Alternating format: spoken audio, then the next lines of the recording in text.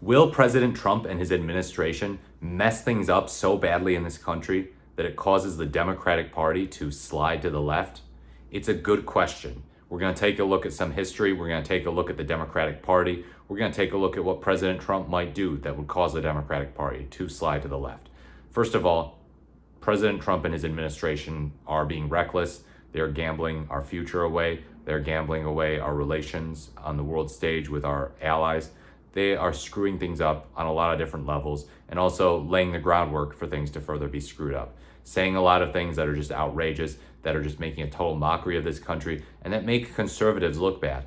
As someone who once was more sympathetic to the Republican Party, I feel embarrassed. And I think that a lot of Democrats could start to feel similarly. Like, we feel embarrassed that we wanted to work with the Republicans. We feel embarrassed that we took them at their word for it. And so what I think could happen is that President Trump just totally tarnishes the Republican Party's image so badly that the Democrats say, you know what, no, there's no working with them on anything. And people like John Fetterman who say, oh, we can work with President Trump, they shut their mouths or they just leave the party altogether. And that the Democratic Party will say, you know, this is a party about fighting Trump and a party about progressivism, but mostly about progressivism, because criticizing Trump is not inherently a progressive thing to do. It's just not. Saying Trump violated the Constitution, that's not a leftist thing to say. That's just pointing out the truth. You know, you could criticize Trump for left-wing reasons, and obviously people do that all the time. They say he's too draconian on immigration. Mass deportations are going too far. That's generally considered a left-wing criticism, although there are plenty of conservatives who would make that argument, to be fair. You could say President Trump's climate change policy is just reckless. It's gambling away the future with our planet. It's being way too generous to fossil fuel industries, and it's not protecting the environment adequately. That is pretty much a left-wing criticism. But simply saying Trump bad, that's not necessarily a left-wing thing to say. It's just saying Trump bad. And there are plenty of conservative people who say Trump bad. So the Democratic Party could be more anti-Trump without becoming more progressive. They could also become more progressive without becoming more anti-Trump. It's an interesting little dichotomy. So a lot of progressives want to see them look at Trump and go, not only is Trump bad, not only is he destroying our country, but because he's destroying our country, we need to adopt some progressive solutions to fix what he is doing. Look at what he is doing to our healthcare system. We have to stop it. We have to thwart it, and we have to make sure that we thwart it with our own plan, our plan of Medicare for all, public options, something like that. Something which ensures more people. Something which makes it less likely that Americans go bankrupt due to healthcare bills in this country. Climate change too, that they say, no, you know what, no, we're not gonna deregulate. We're gonna regulate again, and we're gonna regulate more aggressively than we did under President Biden. We're gonna do a Green New Deal, something like that. Something more aggressive, you know, not just, hey, let's go back to the Biden days because things were so great under Biden. No, saying, okay, no, we're actually gonna go further left than Biden and Obama and Bill Clinton. No, we're not gonna go in Trump's direction, but we're not gonna go in their direction either. We're gonna go further in their direction, so to speak. So will they actually do this? Will this be something that actually happens? Because remember at the end of President George W. Bush's term, there was a lot of talk about the country moving left, and it seemed like that was happening under Obama, and it did mostly early in his first term. I mean, the Affordable Care Act gave us something. He did the stimulus package. There was some economic progressivism there, but he didn't do any of the really dramatic overhauls that people were expecting from him. You know, the Affordable Care Act was his signature piece of legislation. If you had told progressives who had voted for him in 2008 about that, they might be pretty disappointed in President Obama. They would say, whoa, what, he's only going to get us that? He's talking about all this great stuff, and he's just going to get this watered down piece of legislation that actually was originally proposed by Republicans, and which still does have some good stuff in it, but this is the healthcare reform. This is the change. You know, people wanted something more drastic. And so Obama, I remember a lot of people saying, yeah, he seemed like he was going to be FDR, but he turned out to be Bill Clinton. He's a great public speaker and all, made the Democratic Party generally look good, look more sophisticated, look more intelligible. But did he throw down all this progressive legislation? How well does he compare to FDR in terms of economic progressivism? Obviously, in terms of social progressivism, he compares very well to FDR. He's way more progressive on social issues than FDR was, even given the differences in time. But economics, I mean, there's no contest. FDR wins every time. So President Obama did not turn out to be as economically progressive as people expected him to be. You know, especially following Bush, people were like, okay, seriously, the Iraq and Afghanistan wars were absolutely insane. the tax cuts, the deregulation, the bailout of Wall Street, this recession that he seems to have gotten us into. This is absolutely absurd. We've got to move in a different direction. Hope and change, hope and change. And it's like, okay, kind of, a little bit of hope and a little bit of change under Obama. There was good stuff there, but is it really what people wanted in 2008? Is it really what they thought they were going to get in 2008? I just don't know about that. And then same with Biden. So Biden comes after one term of a Republican president, unlike Obama, who came after 2 terms. But Trump was uniquely polarizing, more polarizing than President Bush Jr. And there was this sense of like, okay, yes, Biden's going to get us out of the woods when it comes to the pandemic. He's going to be a breath of fresh air, even though he was vice president already under Obama. But I get the sense that the vote for him was not so much like, okay, let's make America a more progressive place. It was more so, let's get America out of the hands of Trump. And that's totally understandable because the hands of Trump are not great places to be. They're very greasy hands, if you know what I mean. So Biden, is not the most progressive candidate in the 2020 primary. He's just not. Obama was more progressive than Hillary Clinton, but Biden was not more progressive than any, really, of the Democratic candidates, except perhaps for Mike Bloomberg, really. Bernie Sanders was way more progressive than Biden. Elizabeth Warren, similarly, way more progressive. You had all these people on the stage in the Democratic Party who actually seemed like they kind of had a chance, like Bernie Sanders. There was thought that, okay, he won the Nevada primary. This guy's got a good chance. He did really well in New Hampshire. I think he won New Hampshire, actually. But yeah, he was kicking butt. And then South Carolina comes along and it's like, okay, Joe Momentum is a thing. Joe Biden momentum. Yeah, Biden's going to win. And then he did really well on Super Tuesday. So there was this thought that there would be a progressive takeover of the Democratic Party in 2020. They were like, this is it. Okay, Trump pushed the Democratic Party to the left. He bit off more than he could chew. He made a total ass of himself. And now the Democratic Party is shifting left finally. And it's like, nope, status quo Joe is the nominee. And he did stuff to change the status quo, but still, the more moderate guy, the guy who actually said nothing will fundamentally change on the campaign trail. I still remember that to this day, him getting skewered for it in the debate, him getting attacked for supposedly working with segregationists back in the 1970s, praising segregationists and saying, yeah, I worked with them, that was pretty cool. So yeah, not really the move left that we thought was going to happen under the first Trump term. But the first Trump term was also quite a bit less bleak than this Trump term, at least so far. This second Trump term, these first few months have turned out to be absolutely insane. And they've shown us that we can't take good government for granted. We can't take effective government for granted. Doge is not helping make government more efficient or effective. They're making it a total mess. They're destroying it. They're destroying the country. Foreign policy too. Trump is making these ridiculous statements on foreign policy about, making Canada our 51st state.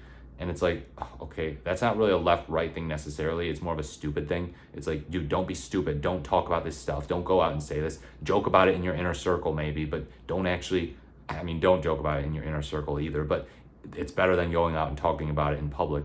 Like, dude, what is wrong with you? So it's making the Republican Party look bad. And it's paving a lane for a strong Democrat who's actually sensible, who brings in actual common sense, not the kind that Trump claims he's ushering in. So the Democrats have a lane wide open to run on a more progressive agenda. And I'm talking mostly on economics, but also on social issues. There could be someone who takes a more socially progressive ideology onto the campaign trail on abortion. I know that there's still a lot of resentment over Roe versus Wade being overturned, although perhaps the anger is not quite as acute as it was back in 2022, where we saw Democrats do unexpectedly well in the midterms. After it was overturned in June 2022 and then the midterms were in November 2024, unfortunately we did not quite see the same type of anger and support for candidates who were decrying the overturning of Roe versus Wade. But yeah, there's a lane wide open. There's a lane wide open for someone to come along and do more progressivism, more economically left policies, repair not only just repairing what Trump has done, but actually fundamentally changing the structure of government, being like an FDR type figure. And so that brings me to FDR. FDR came after 12 consecutive years of Republican rule. Harding, Coolidge, Hoover, a Great Depression to top it all off in 1929, October, the stock markets crash. And he comes in there and says, you know what, we're going to offer you a new deal. Americans, we're going to fundamentally change the structure of government. We're going to make government work for you. He consistently wins re-election. He gets reelected 3 times after getting elected once, obviously, dies in office from a stroke, and Harry Truman kind of carries on his torch, but is a little more watered down. But yeah, he fundamentally changed the political parties in America. He made the Republicans more left-wing, actually. They had to say, oh, look, we're okay with Social Security. We're okay with the minimum wage. Fine. Look, the New Deal is all right. We want to continue it, but like, don't go too crazy with it. And yeah, whatever. Dynamic conservatism. That was Eisenhower's platform. So not only did FDR change the Democratic Party, he kind of changed the Republican Party. But what really led FDR to power was the Republican Party. 12 years of them. Had a Democrat been in office in 1928 and the stock market crashed under them, then yeah, FDR doesn't happen. A Republican wins in 1932 instead, but that didn't happen. So it was Republicans being in office and Herbert Hoover's failed attempts to cure the Great Depression with these ridiculous tariffs, by the way, and that led to FDR getting in there and saying, Democrats, slide to the left.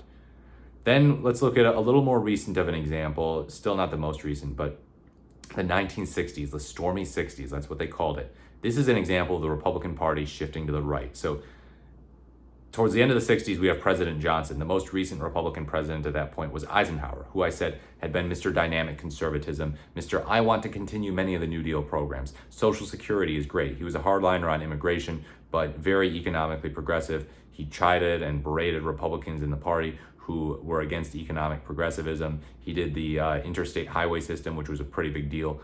Very, very big government program, you could say.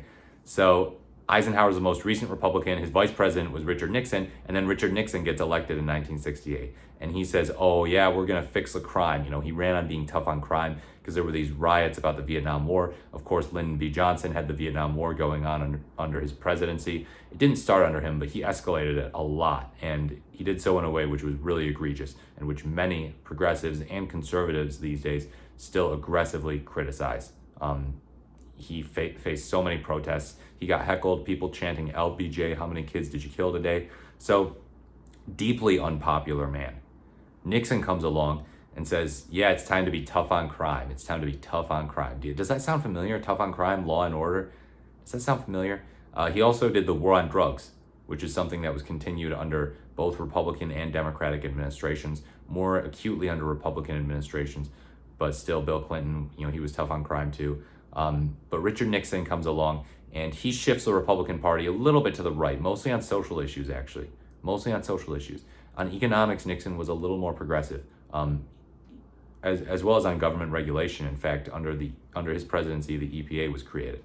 But under Nixon, you had the war on drugs, you had the Southern Strategy, actually, which actually sort of paved the way for Reagan. So what Nixon did was he built on white Southern resentment about the Civil Rights Act. He kind of played to that, pandered to that. And this was when the Republicans started winning the South.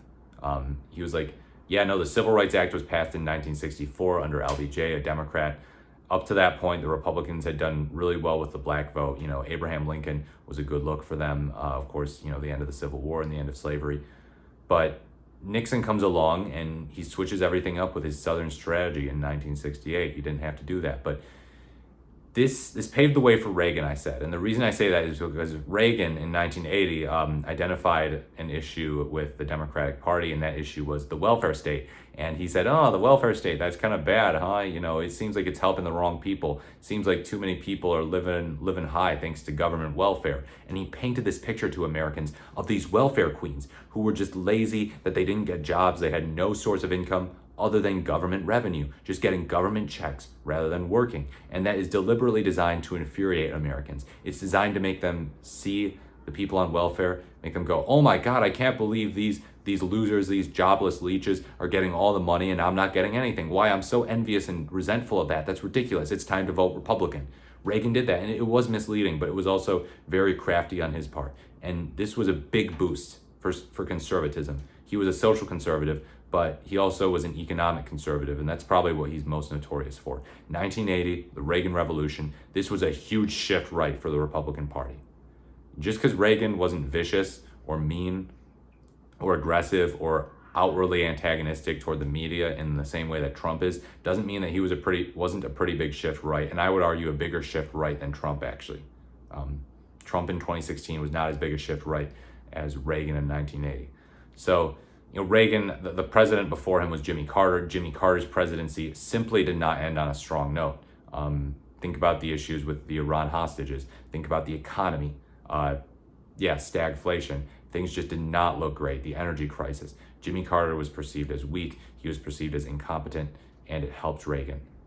So Reagan capitalized on an unsuccessful Democratic presidency before him immediately, but he also, in a sense, capitalized on the unsuccessful Johnson presidency before him. And I'm not saying Johnson was overall an unsuccessful president, but he had the issue related to the Vietnam War. People just did not view him favorably. And then he pointed to the welfare programs and used them as a lightning rod against the Democrats. Use them to say, look, people, be mad about this. These are really popular programs. So it's like, what on earth was he thinking doing this? Well, he was thinking, hey, I can rile up some angry Southern white people against Medicare and Medicaid, and say, hey, look, you're not getting helped out, but they are. That's a really bad thing. So Reagan masterfully ushered in social conservatism and economic conservatism as a result of some mismanagement within the Democratic Party.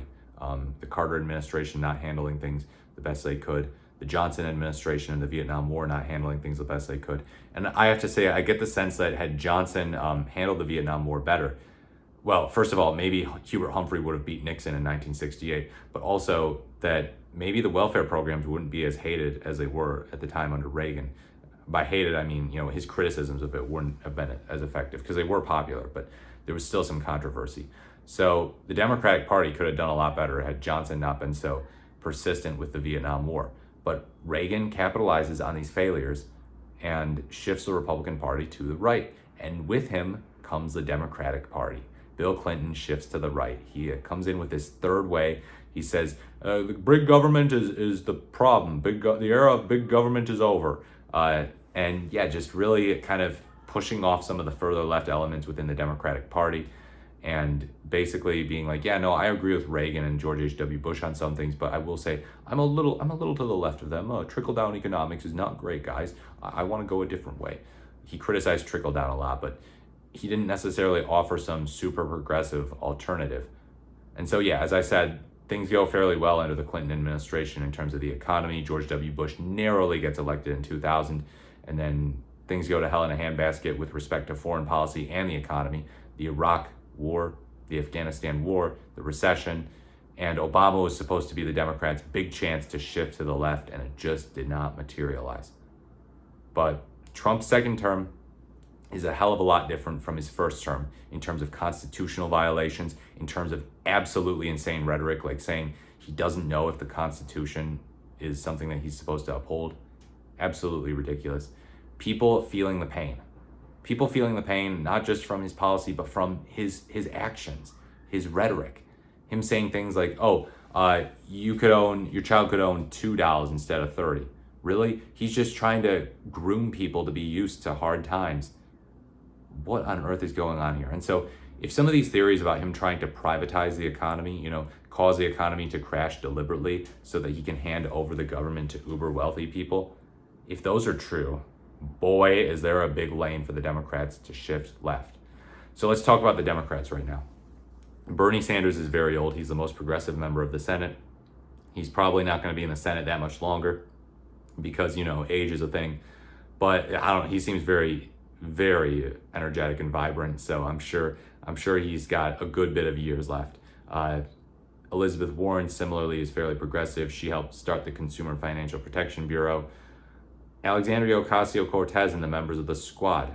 People are talking about AOC running for president. She's going around doing these fight oligarchy tours with Bernie Sanders. Bernie Sanders almost certainly is not going to run for president, but there is serious talk about AOC running for president. And a lot of conservatives, even conservative YouTubers, conservative hosts in the media are saying, look, AOC could have a chance. She's young, she's vibrant, she's energetic. She speaks to something that hasn't really been spoken to in a while. So would she get the nomination within the Democratic Party? I don't know. Whether or not she does is a sign of whether or not the Democrats have actually moved left. And them moving left sort of depends on what happens under Trump, as well as what happens within their own brains in response to Trump. What lessons do they take away? But I kind of wanted to do this video too to wash away some fears about, the Democrats are going to move right. Like, really? We just don't know that yet. We don't know that. John Fetterman's behavior is not exactly encouraging. It doesn't give a lot of hope. But John Fetterman is in the minority in terms of Democrats. Most of them are at least being fairly vicious against Trump. Maybe not quite as vicious as they were in his first term, ironically, but there is definitely a lane wide open, and there's enough time for things to go wrong for Democrats to say, no, not only is this wrong, not only is what President Trump is doing totally and utterly incorrect, but we are actually going to move further left because of that. We need to offer up a strong alternative. This deregulatory agenda of his is totally wrong, and so we need to move further left. And that they would keep that too in 2028 against Vance, that they wouldn't nominate a centrist again, which Kamala Harris kind of was a centrist, or just like center left. I do give her credit for some of her positions, for example, on banning price gouging, taking more actions on the economy to help people make ends meet in these types of times. But yeah, ultimately she was more of a centrist, both on social issues and on economic issues. I think on social issues, she was very much scared to move in a left-wing direction, which is not inherently wrong, because some left-wing social issues don't pull super well, but economics is where progressives are the powerhouses. So who they run in 2028 is definitely indicative of how left-wing the party is becoming as a response to Trump. I hope that they take the right lessons away, but I do not think that, as some people are predicting, the Democrats are going to go full fascist or semi-fascist as a result of Trump's presidency. They're going to say, we need to be more like Trump. I think that sentiment is starting to go extinct, and I really think that's a good thing too, because we do not need another Reagan thing where Reagan drags the Democratic Party to the right with him, and then we get someone like Bill Clinton saying, the era of big government is over, let me just tell you. No, I think that the Democrats are going to react the other way. They're going to say we need to be more left-wing, but time will tell. Time will tell. We have 3 years or so. It'll have been 20 years since Obama's election in 2008, so we'll see if 2028 will be what 2008 didn't quite end up being, where we thought we were electing this really staunch progressive guy, possibly new FDR. I say we like I was old enough to vote. I was a very little boy in 2008, but still, people thought they were electing a staunch progressive in 2008. The new FDR, they didn't quite get it. They got a guy who's to the left of Bill Clinton, but really to the right of FDR on economics, to the right of Harry Truman on economics, to the right of LBJ on economics. And to a lot of people, that was kind of disappointing. Hence, Obama got fewer votes in 2012. Even though Romney ran a better campaign than McCain, I still think that there was this sense of disillusionment with President Obama, and not quite getting people out of the recovery fast enough, and not delivering on some of that permanent progressive change that people really wanted. People don't just want boosts of adrenaline basically for the economy. Stimulus package, that can be great, that helps out. It can get us out of a recession, but can it fix a fundamental issue in the economy? That is the thing. Will we get more Democrats who speak to that, who say, look, doing stuff to get us out of problems is good, but what about doing stuff that makes it so that we rarely, if ever, have these problems to begin with? Why does the economy need to be so tumultuous? Why do Americans' savings, why do their wallets need to always be gambled away with these types of things? Why can't people take for granted that they're going to have health care? Why can't people take for granted that they're going to get a decent wage, they're going to have a clean environment, they're going to be able to unionize? Why can't people take this stuff for granted? And speak to Americans and make the case that people should be able to take that stuff for granted. It should be stuff that is always on the table. Other countries have universal health care. We don't necessarily need it to be a Medicare for all style plan like the one Bernie Sanders pushes. There are actually a whole variety of different kinds of healthcare plans that would essentially insure everyone, different degrees, different levels of government involvement. And we could have something like that, and people would never have to worry about not getting health insurance again. Never have to worry about not being bankrupt again. They'd be like, okay, yeah, I am insured by the government, and that's it. And we're the richest country on earth, so surely we'd be able to provide some really killer healthcare services. I say killer as in good, not services that will kill you. But yeah, I don't know. Maybe we need someone who's essentially got like more of just an aggressive personality on top of the Bernie Sanders style politics, because Bernie Sanders was just so obsessed with only talking about policy ever. But someone who really just gets themselves into the news to really talk, hey, personality, Trump, throw some personal insults at him, throw some jabs, use some riz, in addition to talking a really good policy game. I hope that Democrats get better at the riz thing too. It seems like plenty of them do have it, but will they be able to outshine Trump? I don't know. that being in the news cycle all the time certainly helps. No coverage is worse than bad coverage. That's what they say. And so getting bad coverage in the media can be a very sexy, salacious thing. People go, oh, this is a bad boy over here. You know, Trump does it for all the wrong reasons. And I mean, he didn't win in a landslide. 328 electoral votes is not a landslide. You need about 400 to be a landslide. But, you know, he gets himself out there and it speaks to a certain demographic, to people who are like, oh yeah, okay, oh, you know, that's edgy and cool. But can a Democrat come along, point out all the problems in the Trump administration with a scholarly but also, you know, appealing to normal people type tone, and also make the case for progressive change to the economy, fundamentally restructuring it just so that people don't have to live in fear of not having health care, in fear of getting fired, in fear of all these issues falling through the cracks, you know, when they never did anything wrong, fear of going homeless. You know, homelessness is a huge issue in the United States. Over 500,000 homeless. So there are all these ways that people can make this case, and Trump is going to help them make the case. Trump is going to help them make the case because he's going to bungle everything, right? We don't know that, but if he bungles things too badly, then the Democrats have an opportunity to move further left. I think that if something like COVID happens again, that could be a massive opportunity for the Democrats to move left. And it seemed like it could have been under Biden. You know, think about 2020. You know, I mean, there's this public health crisis. What does that type of thing kind of call for? Universal health care. People get COVID and then, you know, they want to get health care and they don't have to worry about paying for that health care. They just go in and get treated when they're sick. But that didn't happen under President Biden. It just didn't happen. You know, it seemed like there was a lane wide open for a true progressive or for Biden to go full progressive, but he didn't. It's not in him. It's not in him. He's just generally more of a moderate Democrat.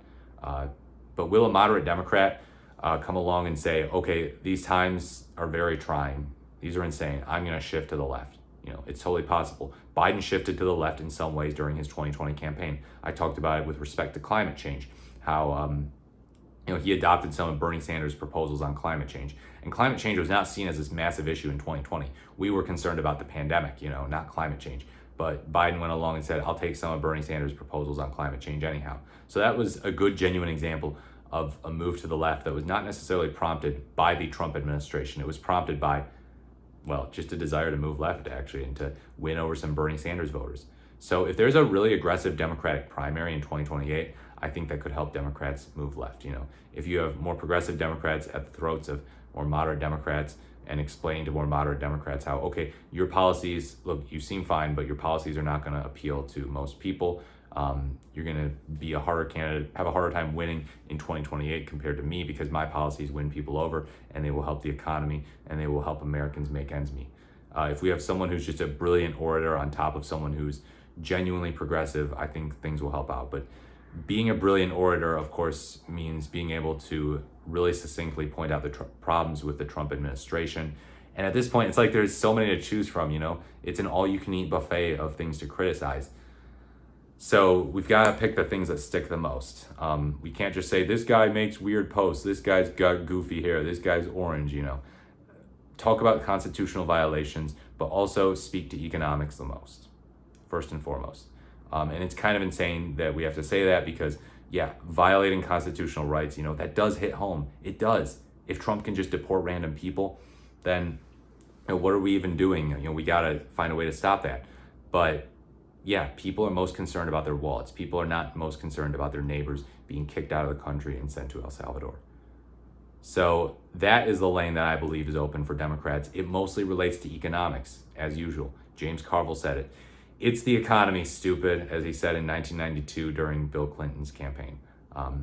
So Democrats will benefit from a struggling economy. I do not want the economy to struggle, but if it struggles, that means that Democrats can find a better opportunity to say, here's the problem and here's the solution. Move in a more progressive direction. Obama had that briefly, but he didn't really restructure the economy in a more progressive way. Biden sort of had that opportunity, you know, with the COVID pandemic and the recession that briefly happened under it and just the general economic downturn, but he didn't totally follow through on that. And in fact, the social safety net under COVID ended under President Biden. And that was something that people are saying, hey, this caused Biden's polling to drop permanently. It caused the end of his honeymoon period, along with the withdrawal from Afghanistan, which was very heavily criticized by the media. And of course, media handling of things too will play into whether or not the Democrats shift left. So if the media is going all out saying, oh, left wing bad, left wing bad, left wing bad, centrist good, then that might actually get to the Democrats. They might say, oh shoot, the media is saying that left wing bad and left wingers can't win against the Republicans, and J.D. Vance or whatever, whoever's the nominee in 2028, they'll just eat a progressive alive. They'll skin them, they'll kill them if you go too far left. Then they might listen to them. They might. They bring up all these examples of supposedly really left-wing candidates losing, like George McGovern in 1972. But there are also cases of really strong progressives winning. Think FDR and LBJ. They won in landslides. These were staunchly progressive guys. I think it also would be ideal to have a Democrat who's actually kind of adversarial with the media, because people are fed up with the media. Trust in the media is at an all-time low. So I wonder if the Democrats will actually be harsher on the media as a result of President Trump, and not just harsh on Fox News, because some of them don't even go on Fox News because they just don't like the obscene bias. But Bernie Sanders is not afraid to talk tough with the media. It's kind of interesting. There was that clip of him threatening to walk out of an interview with that one guy from ABC, I think, because the guy wouldn't stop doing horse race journalism and being like, do you want AOC to run for Senate? Do you want her to run for president? And he was like, oh, okay, look, you wanna be annoying or whatever. So Democrats, contrary to what Republicans say, the media is not leftist. They just are not. So it's mostly going to be incumbent on Democrats alone to make the case for progressivism, but also new media, new and independent progressive media can help Democrats get their messages out. I think that Trump did a great job with this, getting on centrist and right-wing media and being like, let me share my message with you. Let me show you what a cool guy I am. So I wonder if not so much Trump's policies will lead to Democrats embracing new independent progressive media, but Democrats who are concerned about campaigning, strategies, will look at what Trump did and say, oh, the Donald is onto something. I think I got to try going on new independent progressive media. We're seeing people like David Pakman bring on some Democratic senators, so that might be a sign of things to come. But traditionally, it's the Republicans, their politicians, just schmoozing it up with all these independent media guys, just general media too. I mean, they go on Fox, Trump calls into Fox. I remember back in 2018, Trump called into Rush Limbaugh. They are very, very tight. Republicans and their media are so tight, and the Democrats should be envious of that, and they should do something about that, but they don't. New independent media is the place to be. And that's what I aim to do. I don't aim to be like, one side good, other side bad. I aim to just tell it like it is. That's what I do. And I encourage people to think for themselves. And so, that's what I see a lot of within some of these online progressive communities, is they're not just like out there saying, you need to vote blue no matter who, Democrat good, left good, right bad, yada yada. They're like, hey, look, I think that Trump might have spoken to some legitimate angers. I think that Republicans make some good points on some things, but ultimately these people are insane. We cannot destroy our government. We cannot end due process. We have to move forward. The Republican Party has totally abandoned the working class. We have to move forward in a more progressive direction. Democrats are not perfect on that front. They have enacted anti-worker policies before. They've done neoliberal foreign policies, but we have to vote Democratic, not so much because Democrat good, but because we have to stop the Republicans, and it's a two-party system. And sometimes that means, unfortunately, supporting the duopoly. But if Democrats want to get more votes, it would be a good idea for them to talk to people who host shows that have voters who view their program, not just the mainstream media who don't have much trust, don't have much credibility. And I'm not even saying that to dunk on mainstream media necessarily. Mainstream media doesn't get as many things wrong as some people in independent media. I mean, Alex Jones is a total buffoon. He's not mainstream media. Mainstream media gets way more things right than him. But this would be, what I'm saying is, this would be an opportunity for the Democrats to move left, is to go on new independent media, to listen to what some of these hosts are saying, about policies. Because a lot of these hosts, they're not socialists or communists necessarily, but they're people who are like, okay, look, I want to move the Democratic Party further left. They're people who would be to the left of the Biden administration and would probably criticize Biden for not getting enough done. They would be to the left of the Obama administration. I know the Pod Save America bros, they were Obama guys, so they're pretty deferential to the Democratic establishment. But a lot of these new independent progressive media people, they're to the left of the Democratic Party, but they're not like socialists or communists or fringe human beings in any way whatsoever. I'm not either. I'm just a guy who's here trying to promote common sense, to promote free thought, and to help people get health care, to help people get a clean environment, to help end wars, to just create a good, solid understanding of American politics so that people know who they're voting for, what they're voting for, so people can understand history too. And I hope that Democrats are able to educate Americans on history as well, because that's another great point. Under Republican presidents, recessions have traditionally started, and then under the Democratic president, they end. Think about George W. Bush and Barack Obama. Think about George H.W. Bush and Bill Clinton. There was this massive budget surplus, which certainly was aided by the dot-com bubble under Bill Clinton, a Democratic president. So Democrats can go out there and use that messaging, but don't just use that messaging alone. You have to use that messaging, but also say we want to go further than those people. We want to go in a more progressive direction. What they did was not enough. We can make sure that the economy is booming, but also that you don't have to worry about living paycheck to paycheck. You don't have to worry about not having health care. You don't have to worry about making minimum wage, because the minimum wage is going to be raised even higher, and you're going to make even more than that, and we're going to provide for you. We're going to make sure that you can live a decent life. And no, it's not big government. It's just good government. It's not about big government versus small government. It's about good government. So yeah, emphasis on economics is probably the most important thing. When the Republicans say racist stuff, call them out for that. There are plenty of examples lately. The Trump administration is really letting their freak flag fly. But the most important thing, the thing that hits home the hardest right now, is the destruction of our federal government and the destruction of constitutional norms. The destruction of our federal government, who knows how long the consequences of that are going to be? Who knows? It's pretty dramatic what Trump and Elon Musk are doing. It almost seems like a reverse FDR in a way, where it's like, okay, you set up the administrative state, guess what? Now we're going to tear it down so fast.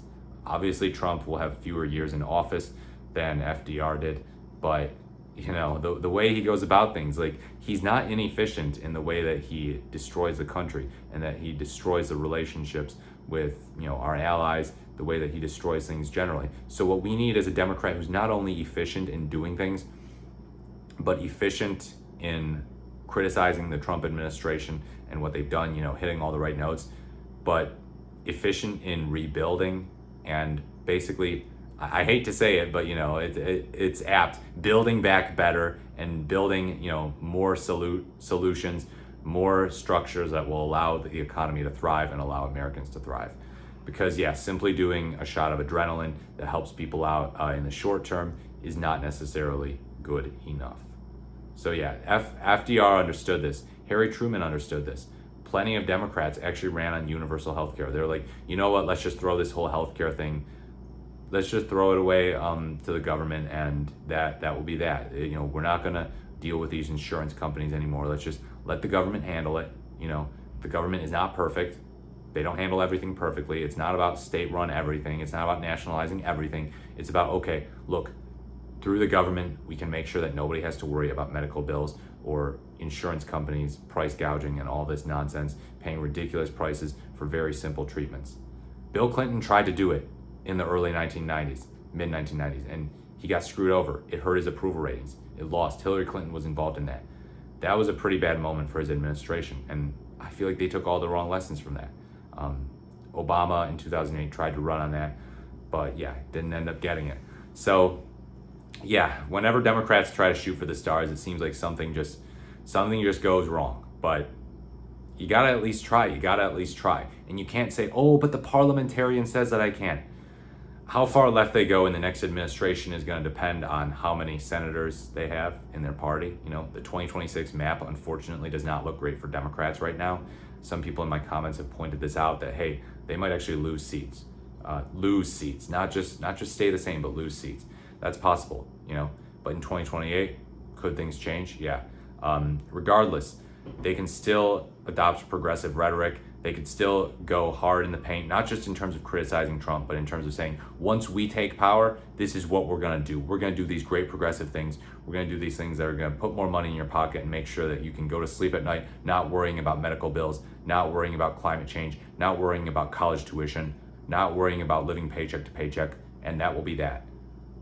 But, you know, sometimes they're just too focused on criticizing Trump. I feel like that was the case during his first term. Now I think they're criticizing Trump, you know, in a more astute way on some issues.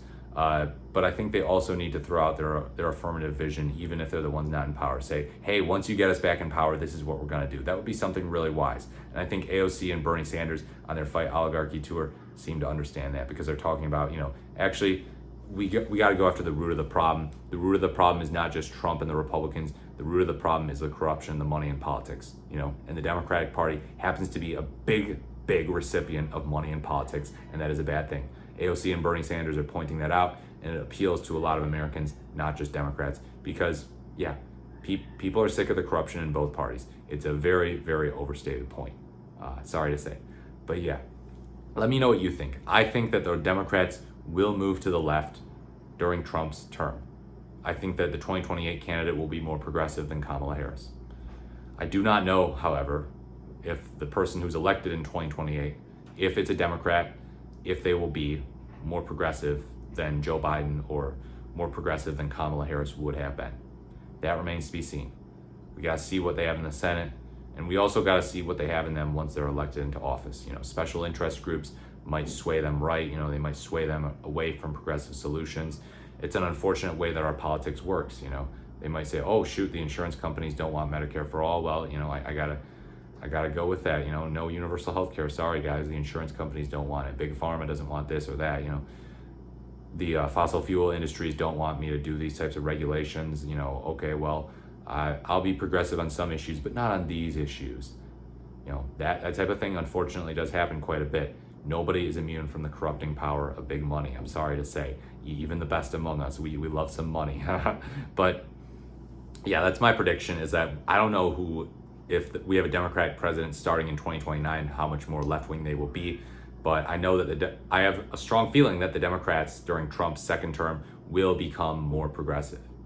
That is my guess. Let me know what you think. Like, comment, or subscribe to the channel. Thank you so much for watching. This has been the More Is the Merrier, and I look forward to speaking to you in my next video.